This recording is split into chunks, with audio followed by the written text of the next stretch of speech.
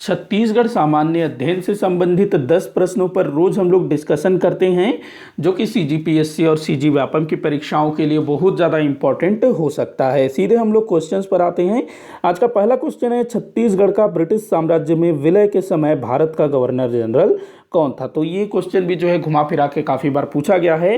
तो देखिएगा, छत्तीसगढ़ का ब्रिटिश साम्राज्य में विलय के समय भारत का गवर्नर जनरल कौन था। तो सबसे पहले भाई आपको ये याद होना है कि छत्तीसगढ़ का ब्रिटिश साम्राज्य में विलय कब हुआ।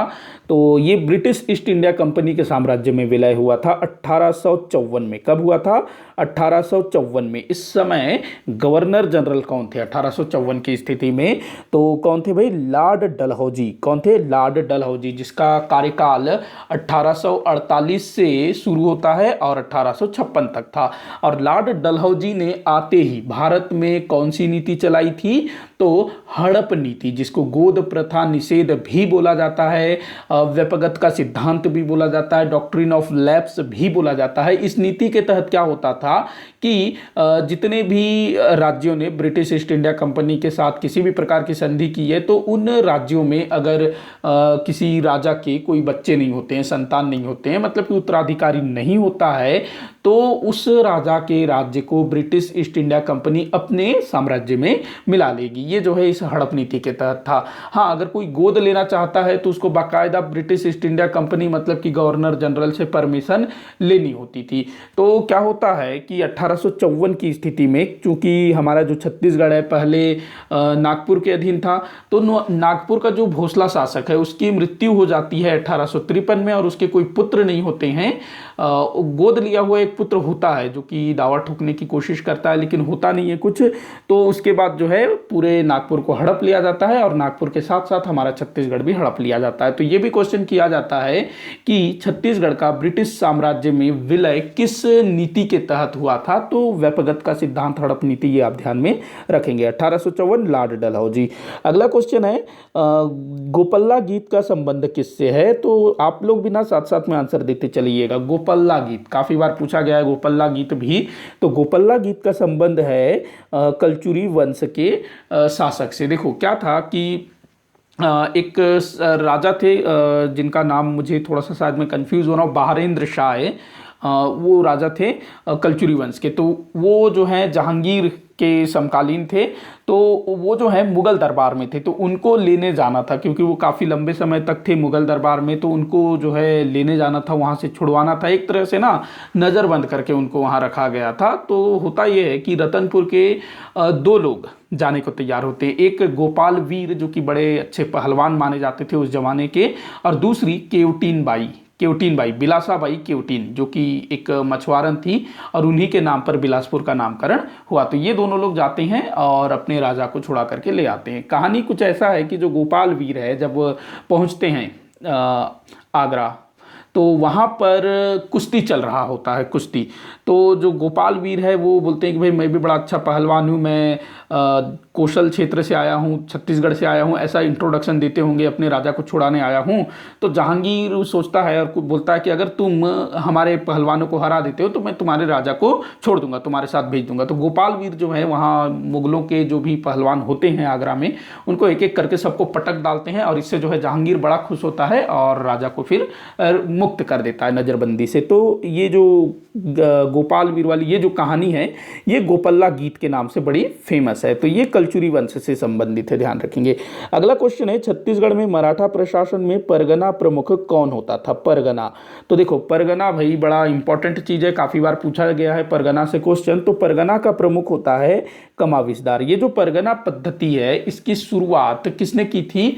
तो विट्ठल राव दिनकर, एक सूबेदार हुए, उन्होंने जो है परगना पद्धति की शुरुआत की थी। ये छत्तीसगढ़ में जब सूबा शासन चल रहा था उस टाइम पर इसको शुरू किया गया था। तो कमाविसदार इसका प्रमुख होता था। जो परगना पद्धति की शुरुआत की गई, तो छत्तीसगढ़ को 27 परगनों में बांटा गया। बाद में जब अंग्रेज हमारे छत्तीसगढ़ में आए ना, 1818 में जब अंग्रेजों का अप्रत्यक्ष शासन हमारे छत्तीसगढ़ में शुरू हुआ, तो जो मेजर एगेन्यू था उसने जो है परगनों को पुनर्गठित किया और 27 के स्थान पर 8 परगने कर दिए, तो ये ध्यान रखेंगे। अगला क्वेश्चन देखते हैं, भारत संघ में छत्तीसगढ़ के देशी रियासतों का विलय कब हुआ? तो भारत संघ में छत्तीसगढ़ के देशी रियासतों का विलय कब हुआ?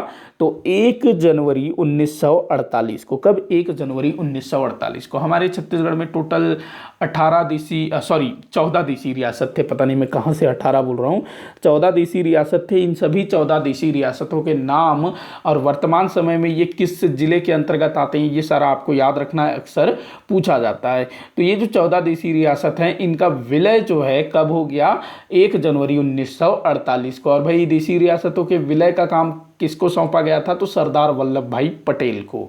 तो इसका आंसर हो जाएगा आपका 1 जनवरी 1948। अगला क्वेश्चन है, स्वतंत्रता प्राप्ति के बाद छत्तीसगढ़ किस प्रांत का अंग बना? काफ़ी बार ये क्वेश्चन पूछा गया है। तो देखिएगा, जब हमारे भारत में अंग्रेजों का शासन था तो उस टाइम पे न तो मध्य प्रदेश था, न तो छत्तीसगढ़ था, न तो उत्तर प्रदेश था, न महाराष्ट्र था, न कर्नाटक था, न राजस्थान था, न हरियाणा था। हाँ, कुछ पुराने राज्य जैसे कि पंजाब हो गया, बंगाल हो गया, ये सब थे, ये आज भी हैं। हालांकि आज इनका आकार काफ़ी बदल गया है। पंजाब पहले बहुत बड़ा होता था, अब तो आधा पाकिस्तान में चला गया पंजाब, और हमारे पास जो है आधा बचा। बंगाल की बात करें तो बंगाल भी बहुत बड़ा होता था, आधा बंगाल तो भाई आधा क्या, आधे से ज़्यादा बंगाल जो है बांग्लादेश उधर चला गया। असम का भी काफ़ी सारा हिस्सा जो है कट गया। इधर बिहार 2 भागों में बट गया, उड़ीसा, ये पुराने पुराने राज्य हैं। तो हमारा जो छत्तीसगढ़ है, फिर ये किस तरह से था? तो हमारा जो छत्तीसगढ़ है वो मध्य प्रांत एवं बरार राज्य के अंतर्गत आता था। ये जो मध्य प्रांत और बरार है ना, इसमें आज के 3 राज्यों के क्षेत्र आते थे। उनमें से एक हमारा छत्तीसगढ़ भी है। छत्तीसगढ़ का बहुत सारा भाग आता था। मध्य प्रदेश का जो दक्षिण पूर्वी वाला जो भाग है ना, जो जबलपुर वगैरह वाला भाग जो हमारे छत्तीसगढ़ से लगा हुआ है, और महाराष्ट्र के पूर्वी भाग से जो लगा हुआ है मध्य प्रदेश का भाग, वो सब जो है इस मध्य प्रांत में आता था। इसके अलावा जो महाराष्ट्र का जो पूर्वी भाग है वो सब जो है मध्य प्रांत एवं बरार के अंतर्गत आता था। तो ध्यान रखेंगे। और आज़ादी के बाद जैसे ही 15 अगस्त 1947 को देश आज़ाद हुआ तो हमारा छत्तीसगढ़ जो है इसी प्रांत के अंतर्गत आया। जो 11 प्रांत थे ना भारत में, ब्रिटिश भारत में, तो आज़ादी के बाद भी वो 11 प्रांत बने रहे। बाद में फिर 1956 में राज्यों का पुनर्गठन किया गया, तब जाकर के कहीं मध्य प्रदेश, उत्तर प्रदेश, राजस्थान, ये सब जो है अस्तित्व में आए। आगे बढ़ते हैं अगले क्वेश्चन की तरफ। छत्तीसगढ़ में जंगल सत्याग्रह किस राष्ट्रीय आंदोलन का हिस्सा था? पिछले वाले वीडियो में एक क्वेश्चन आया था ना कि छत्तीसगढ़ का पहला जंगल सत्याग्रह कौन सा था, तो मैंने उसमें बताया था कि छत्तीसगढ़ में जंगल सत्याग्रह असहयोग आंदोलन के का हिस्सा था। देखिए क्या था ना कि जो माफ़ी चाहूँगा, असहयोग आंदोलन नहीं, सविनय अवज्ञा आंदोलन, सविनय अवज्ञा आंदोलन। शायद पिछले वाले वीडियो में भी मैंने शायद कुछ गड़बड़ किया था, शायद असहयोग आंदोलन बता दिया था, मेरे ख्याल से कुछ ऐसा लग रहा है। तो छत्तीसगढ़ में जंगल सत्याग्रह किस आंदोलन से संबंधित थे?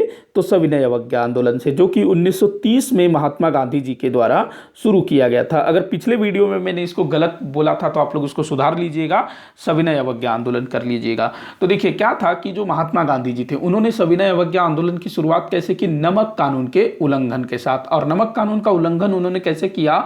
तो अहमदाबाद के साबरमती आश्रम से गुजरात के ही एक समुद्र तट में स्थित गांव जिसका नाम था दांडी, वहां तक उन्होंने जो है पैदल यात्रा की। और ये काफ़ी लंबी यात्रा थी, लगभग 380 किलोमीटर के आसपास कुछ थी। तो ऐसी लंबी यात्रा की और नमक कानून का उल्लंघन किया। और साथ ही साथ गांधी जी ने पूरे देश में आह्वान किया कि भाई जहां भी संभव हो वो जो है नमक कानून का उल्लंघन करे, और जो तटों के आसपास के जो लोग हैं तो वो जो है तटों की ओर बढ़े और तटों में पहुंच करके नमक कानून का उल्लंघन करे। अब यहाँ पर समस्या ये था कि भाई पूरे देश में तो नमक बनता है नहीं, अधिकतर समुद्र के किनारे ही नमक बनता है।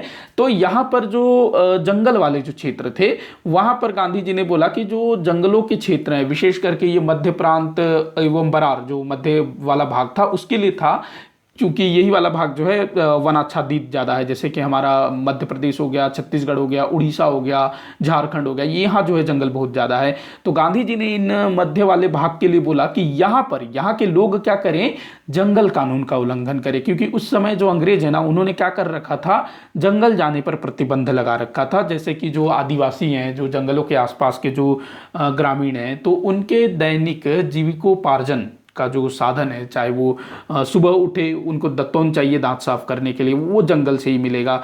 इसके अलावा खाना पकाना है, लकड़ी चाहिए, वो पेड़ तो काटते नहीं है, बस टूटे फूटे जो भी झाड़ी वगैरह है, टूटा फूटा जो लकड़ी है वही उठा करके लाते हैं, तो उससे वो अपना खाना तैयार करते हैं। अब जो आदिवासी लोग हैं, ग्रामीण लोग हैं, वो पत्तों पर खाना खाते हैं। आज भी जो जनजातीय लोग हैं पत्तों में खाना खाते हैं, तो वो पत्ते कहाँ से आएंगे, जंगल से आएंगे। इसके अलावा काफ़ी सारे जो जंगली कंद वंद होता है ना, कंद मूल हो गया, वो सब चीज़ें हो गया, फल वगैरह हो गया, काफ़ी सारी चीज़ें जो हैं लोगों को जंगलों से मिलती है। लेकिन अंग्रेजों ने क्या कर रखा था कि जंगल में जा करके इन सब चीज़ों को यूज़ करने पर भी पाबंदी लगा रखी थी, क्योंकि भाई जो अंग्रेज थे ना, वो जंगल में जब चाहे तब जा करके कीमती पेड़ों को काटते, लकड़ियां ले जाते, लेकिन ग्रामीणों को एक तिनका तक उठाने पर भी प्रतिबंध था।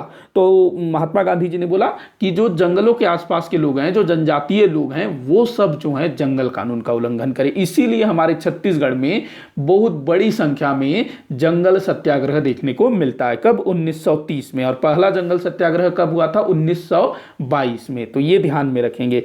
आगे बढ़ते हैं अगले क्वेश्चन की तरफ। तो अगला क्वेश्चन है, मध्य प्रांत एवं बरार में खरे मंत्रिमंडल में पंडित रविशंकर शुक्ल जी को किस विभाग का मंत्री बनाया गया? 1937 में भारत में प्रांतीय चुनाव कराए जाते हैं। 11 प्रांत थे, तो सभी 11 प्रांतों में प्रांतीय चुनाव कराए गए, जिसमें 8 प्रांतों में भारतीय राष्ट्रीय कांग्रेस की सरकार बनी। तो मध्य प्रांत एवं बरार उस समय हमारा छत्तीसगढ़ उसमें आता था, अभी मैंने बताया। तो मध्य प्रांत एवं बरार में भी भारतीय राष्ट्रीय कांग्रेस को विजय प्राप्त होती है और इसकी सरकार बनती है। मुख्यमंत्री बनाए जाते हैं खरे।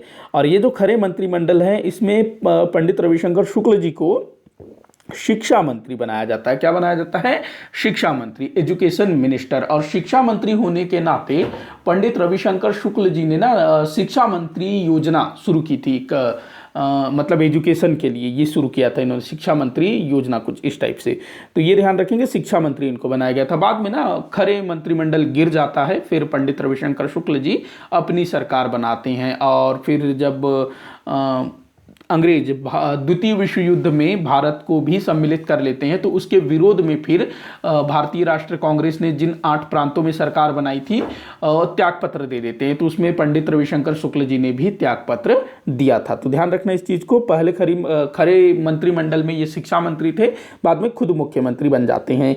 अगला क्वेश्चन है, किस काकतीय राजा ने जगदलपुर को अपनी राजधानी बनाई? जगदलपुर जो कि आज बस्तर जिला का जिला मुख्यालय है, ये किसी समय में पूरे बस्तर क्षेत्र का, जब बस्तर एक रियासत हुआ करता था, तो उसकी राजधानी हुआ करता था जगदलपुर। और ये जो जगदलपुर है आज भी जो दक्षिण छत्तीसगढ़ है वहाँ का सबसे बड़ा शहर है। तो इसको अपनी राजधानी किसने बनाया था? तो राजा दलपत देव ने, काकतीय वंश के राजा दलपत देव ने बनाया था जगदलपुर को अपनी राजधानी। पुरुषोत्तम देव, इन्होंने जो है दशहरा शुरू किया था। प्रवीर चंद्र भंजदेव, ये काकतीय वंश के अंतिम शासक थे। जब देशी रियासतों का विलय हुआ ना, तो उस समय इन्होंने ही बस्तर के भारत संघ में विलय पत्र पर हस्ताक्षर किया था। आगे बढ़े अगले क्वेश्चन की तरफ। तो अगला क्वेश्चन है, कौन सी एक कलचुरी कालीन मापन की इकाई थी? कलचुरी काल में मापन की इकाई क्या थी, ये आप लोगों को बताना है। मतलब कि जो अभी हम लोग क्या माप तौल किससे करते हैं, अपने पास वो होता है ना तराजू होता है। अब तो भाई इलेक्ट्रिक वेट मशीन ये सारा कुछ आ चुका है, तो पहले ये सब चीज़ें नहीं होती थी। वो जैसे ग्लास होता है, इस टाइप का ग्लास होता है ना, तो ऐसी ही चीज़ें होती थी बड़ी बड़ी, जिससे मापन किया जाता था। तो कौन सी इसमें मापन की इकाई होती थी? तो पसेरी, ध्यान रखेंगे, पसेरी के अलावा और भी कुछ होती थी जिसको आप लोग ध्यान रखेंगे। सेरी एक होता था सेरी, और 5 सेरी बराबर 1 पसेरी, 5 सेरी बराबर 1 पसेरी होता था। वही 5 पसेरी बराबर 1 मन। तो ये भी आप लोग ध्यान रखेंगे, सेरी पसेरी मन, ये सब मापन की इकाइयाँ थी छत्तीसगढ़ में कलचुरी काल में। अगला क्वेश्चन है, गोढ़ छत्तीसगढ़ी में किसे कहा जाता है? गोढ़ किसे कहते हैं भाई? गोढ़, गोढ़ गोंड एक जैसा लग रहा है लेकिन ये नहीं है। गोढ़ जो है छत्तीसगढ़ी में पैर को कहा जाता है। अब्बड़ गोढ़ पिराते, ऐसा आप लोगों ने सुना होगा कई बार। तो गोढ़ जो है पैर को कहा जाता है। आप लोग मुझे कमेंट बॉक्स में बताइएगा कि गला और पायल को छत्तीसगढ़ी में क्या कहा जाता है। इसी के साथ आज का ये वीडियो यहीं पर समाप्त होता है। आप लोग मुझे कमेंट करके बताइएगा कि आपसे कितने क्वेश्चन सॉल्व हुए। किसी भी क्वेश्चन में कोई भी डाउट हो तो ज़रूर बताइएगा ताकि मैं उसको सॉल्व कर सकूं। वीडियो को आखिर तक देखने के लिए बहुत बहुत धन्यवाद।